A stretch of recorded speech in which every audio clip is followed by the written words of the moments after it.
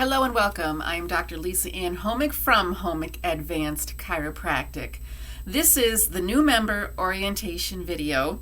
I require everyone watch it before their first appointment.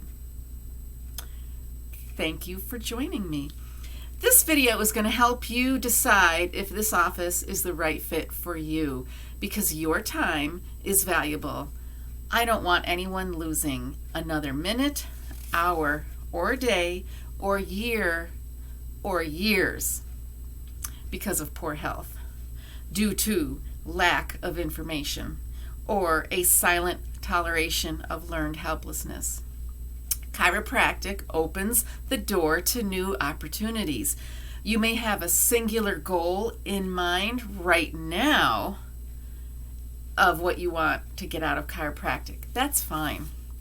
But I'm on a mission to expand your awareness so you can expand your experience. If this office is the right fit for you, you may know in the next few minutes. I'll tell you my quick story, and you may relate to it. It's actually a common story, and soon you will share your story with me. So let's get started. There are 4 major experiences that I look back on that have impacted me and gotten me to this point today. The first one, when I was 5 years old, I tripped in my bedroom, running of course, and I fell headfirst into the radiator. Remember those big clunky things? My entire body weight slammed onto my neck and head. And so I ended up getting stitches at the ER. No one suggested to my mom that I should see a chiropractor since I was still at my most important age of growth and development, birth to age 21 or so. Set that story aside. The next one was in 6th grade. I experienced the loss of 2 grandparents 1 month apart. And for my mom, both her parents died 1 month apart. In separate hospitals. They were sick for a while, so she was going back and forth. Another impactful experience was in 10th grade. My other grandmother suffered a stroke and moved in with us. Of course, loved her to bits. She taught me to cook and to sew. She gushed over all my high school activities, drama club, singing, etc. Her personality changed a bit.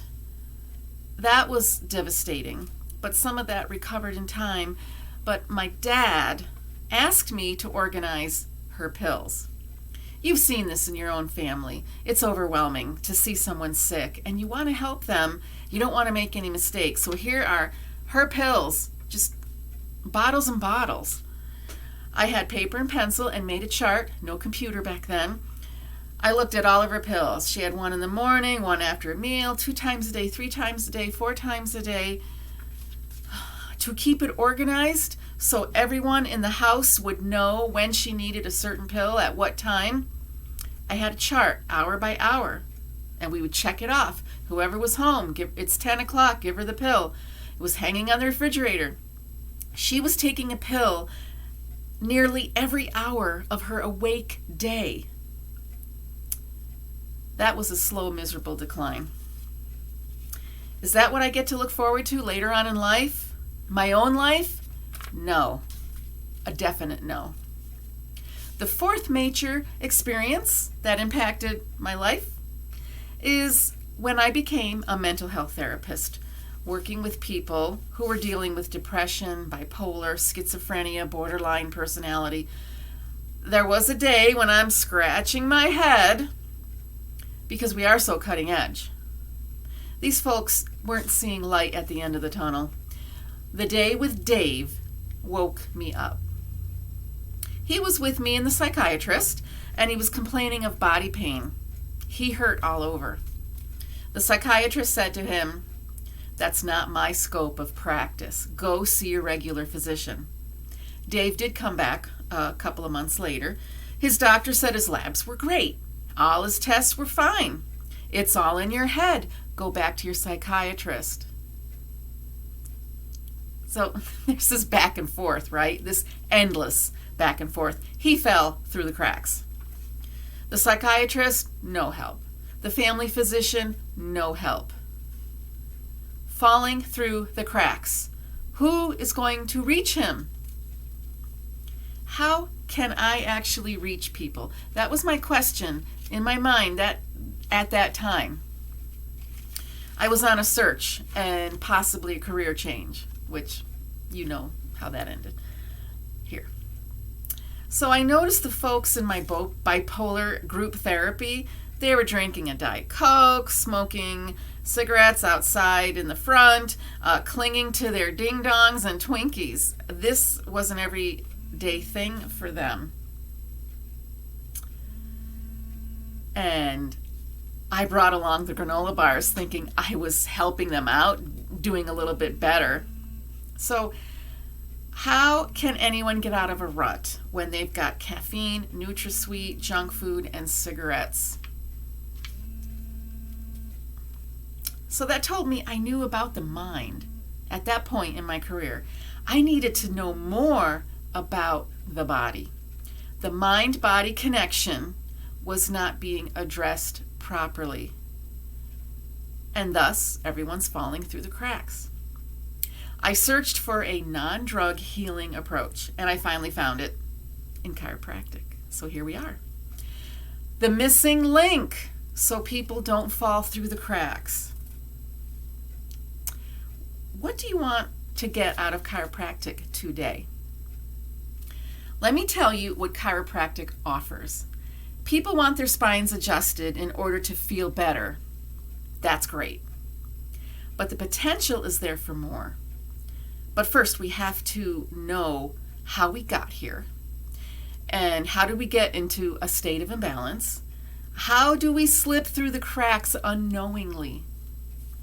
There are 7 living principles I want to touch on before I get to the chiropractic part. So hang on. If we misunderstand the body, we will misuse chiropractic. And we will rob ourselves of what? You fill in the blank. What could you rob yourself of? The quickie answer is the real you. Don't rob yourself of the real you. There are 7 living principles that you don't want to put on the back burner and deny yourself a healthy life and deny others of your talents. So what is the first principle, living principle? Number 1, the power that transforms egg and sperm into a person cannot be equaled. We can't match that. No matter how many test tubes we use, you've got to have a sperm and an egg. And it's going to divide and grow just based on innate intelligence going to work. We don't control it. Number 2, our gift of internal power is energized through the nervous system. So that internalized power, it's called innate intelligence. I got introduced to it when I was in 6th grade. I didn't know the name of it, but in 6th grade, when both my grandparents died back to back, it so happened to be the same month my mother and I celebrate our birthdays. We were both born in the same month. So think back to when you were in 6th grade. I was a little kid, 6th grade. My mom comes home and says her mom had passed away. Not only her dad, but then her mom. And I'm dealing with these feelings of it's tragic, it's sad. I don't know how to deal with it. I'm a little kid. And then I can't celebrate my birthday with my mom.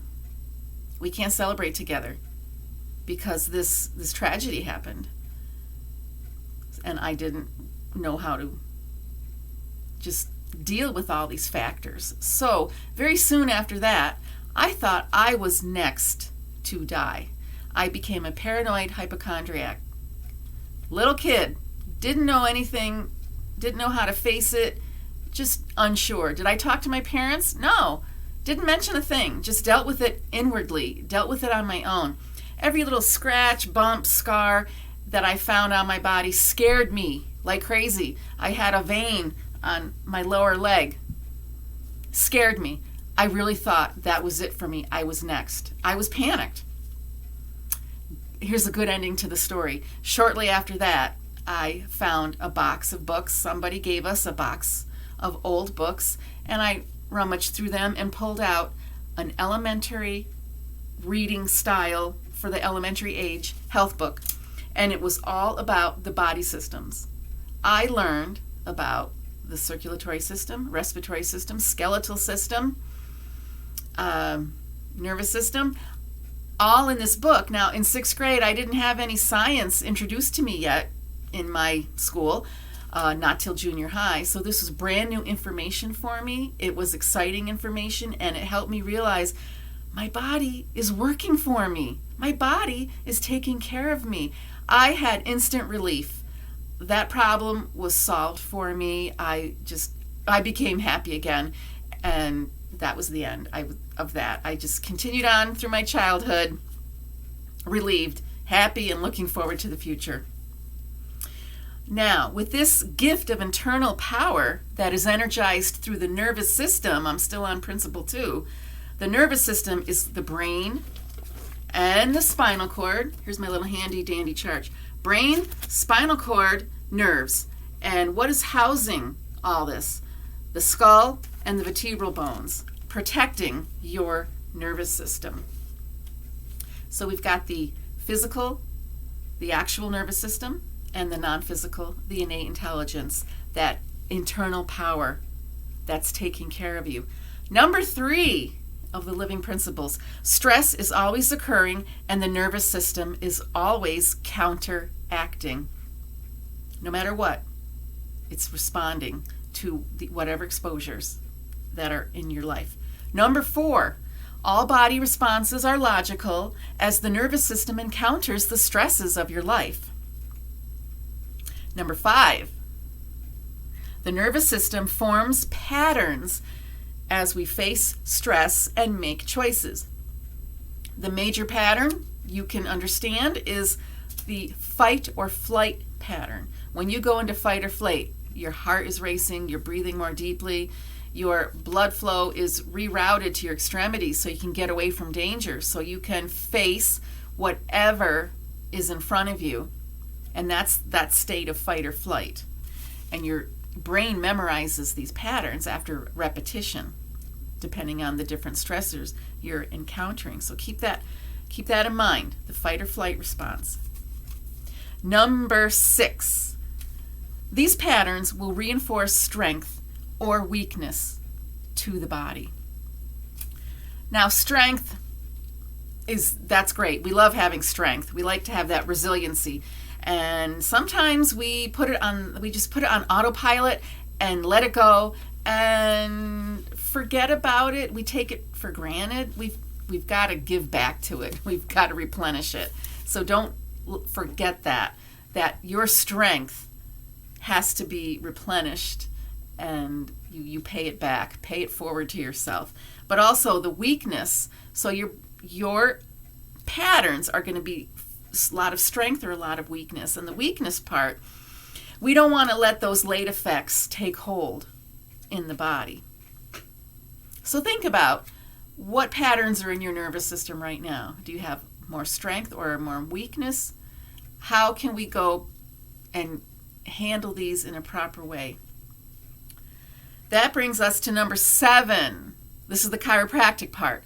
Chiropractic adjustments reset neurological patterns and boost brain activity. So chiropractic is brain care. The brain makes the body. Brain first. That's my focus. Brain first, body follows. So I use the spinal bones to activate your brain. This is how we reach the brain, through your spinal column. There's an old-time research project that took place a few years back. A medical doctor wanted to prove chiropractic wrong. Now, I volunteered in a chiropractic office when I wanted to learn about the chiropractic profession to see if I wanted to become a chiropractor. And I learned about the Windsor autopsies. So let me introduce them to you. Dr. Windsor wanted to prove chiropractic wrong at the University of Pennsylvania. He conducted an experiment based on the saying at the time. Chiropractors claimed that by adjusting vertebra, they can relieve stomach troubles, ulcers, menstrual cramps, thyroid conditions, kidney disease, constipation, heart disease, lung, and other diseases. So in these experiments, he dissected human and animal cadavers to see if there was any relationship between any diseased internal organ discovered on autopsy and with that vertebra and nerves that went to that organ. So if you remember my chart here, these nerves come out, they exit from the spinal cord and go to the vital organs. So upper thoracics here, heart and lungs, and then digestive organs, intestines, reproductive organs. This is the exit point where the nerves they're connected to the spinal cord, and then they go to the organs. So the results of his cadaver experiments, heart disease, all 20 cases were correlated with the upper part of the rib cage area of the spinal column. Lung disease, all 26 cases correlated. So he found spinal misalignments, he found degeneration, and he also called it minor curvatures of the vertebra. And he said considerable, making this comparison. All 13 cases of liver disease, all 5 cases of gallbladder. I'm going to go quickly through this. Pancreas, same correlation. Spleen, same correlation. Kidney, prostate, and bladder, uterus. So whatever was the cause of death on the death certificate, he traced the nerves back to the spine, and those spinal bones were dysfunctional. So Dr. Windsor had this published in the Medical Times in November 1921. That is 100 years ago of my making of this video. It's 2021 today. 100 years. Now back 24 years ago when I was first introduced to this study, I realized I didn't learn this in school. It wasn't in that little health textbook I was reading in 6th grade. So this was new information for me. I didn't learn it as a kid. You know, the sheriffs came to school, taught us how to ride safely on our bicycles. The dentists came to school and taught us how to take care of our teeth. Nobody told me about the Windsor autopsies and that there is a connection between the spinal joints and the health of your organs. This sealed the deal for me. I said, I'm going to chiropractic college. So while I volunteered in the chiropractic office, it was run by a husband and wife team. They were both chiropractors. They taught me also about the chiropractic sanitariums, which is right up my alley.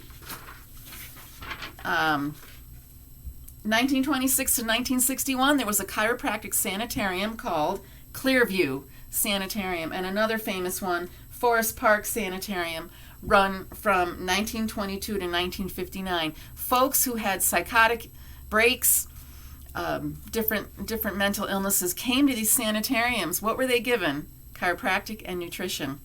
They were so successful that one of the judges who would see these people in court and realize how well they did, he wanted to put a chiropractor in every hospital in the country. His name was Judge A.W. Ponath from North Dakota. How many chiropractors are in the hospitals? Right now, next to zilch. And this is because by the time these pioneers in chiropractic, they died, nobody really carried on the tradition of keeping these sanitariums open. And then lots of drugs came on the marketplace, and so if you get faster results with drugs, everything else gets put by the wayside. So I really was interested in that, learning about that, because I know chiropractic helps the mind and the body. We know that it can help with addictions. There's a drug treatment center in Miami Beach, Florida, the Exodus Treatment Center. They use chiropractic with the regular drug treatment 28-day program, and they've done studies. They get better results. They actually have longer lasting outcomes. So it's out there. It's trickling into our society. So that's exciting for me. And but because it's the brain first, body follows. Also, let me add this little part of it. This is Winifred Gardella. Can you see that poster girl for polio, March of Dimes? This is back in 1957. In the second picture, she's walking with her chiropractor. Yes, I said walking, after chiropractic care. So she was the poster girl for March of Dimes, but she received chiropractic care. Her grandparents took her to the family chiropractor, and she was able to walk again. Is chiropractic a cure for polio? Chiropractic is a way to open up your brain and open up your nervous system. That's what I want to point out here. She became a chiropractor. I had to track her down with internet and Facebook. I actually communicated with somebody who knows her. She became a chiropractor herself. She's in retirement now. But she became a chiropractor, married a chiropractor, because of this good experience that she encountered in her life. So let me go to the research findings. What else happens when you get under chiropractic care? I've got a list, a quick summary of things that have been actually measured and studied by researchers, and I'm going to go through it very briefly. Here's the point about chiropractic being the brain. Stress depletes the energy from your prefrontal cortex. Prefrontal cortex helps you discern, make decisions, and problem solve. But when you're in that fight or flight and state of stress, prefrontal cortex is like taking a nap. It goes by the wayside. Your limbic system back here, that primal part of your brain, takes over. We adjust the spine. We've studied this and measured it in various colleges and universities around the world. Here's what we know. The adjustment influences the prefrontal cortex, and it improves, I'm going to say it quickly, movement, coordination, thinking, focus, behavior, goal-directed tasks, decision-making, memory, attention, intelligence. Chiropractic care has actually boosted intelligence, and we've measured this. Pain processing, emotional response to pain, autonomic function, which is just about everything, motor control, eye movement, spatial awareness, fall prevention, muscle strength, pelvic floor control, mental rotation of objects, more brain work. We know you can normalize blood pressure with chiropractic care, mood and attention improvement, blood glucose is more efficient. There's an improvement or reversal in neurodegenerative brain physiology, epigenetic changes, which affects fertility and future generations, increased ATP, that's the short word for energy inside the cells, telomere shortening, that's a word associated with anti-aging, so it's going to improve the DNA. Heart disease, the number one cause of heart disease is sustained sympathetic tone, meaning you're in fight or flight too much. Number one cause. Chiropractic calms that fight or flight response, so heart function improves. Immune system, a lot of improvement there. One study noted changes made in brain patterns and activity was more in one session compared to multiple weeks of standard psychological treatment. So that was interesting to me as a mental health therapist. I don't tell people to stop their therapy, but if you combine your therapy with chiropractic, how cool is that?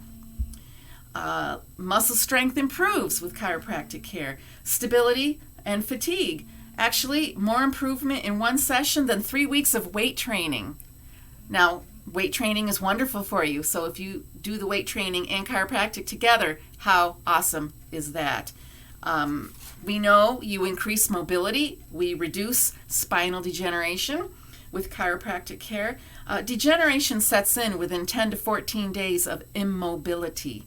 So that would be calcium deposits in your joints, stiffness, changes to the nerves, of course. So we know chiropractic improves mobility. And this is interesting, 5 times better musculoskeletal pain reduction than Celebrex and Vioxx combined. This was a few years back because Vioxx is off the market. Celebrex went off the market and is back on the market. So there is a lot going on with these pharmaceuticals, but 5 times better pain reduction with chiropractic care. Also, when I volunteered in the chiropractic office, I went under chiropractic care myself, first time in my life.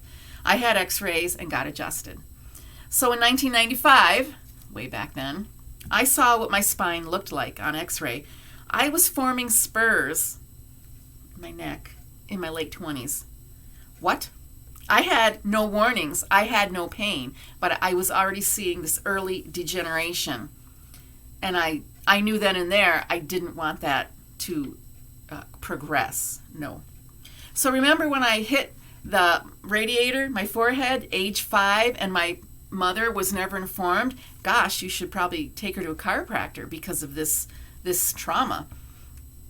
What if I hadn't found out this information? I made the connection between my x-ray and that trauma, the head trauma I had at the age of 5.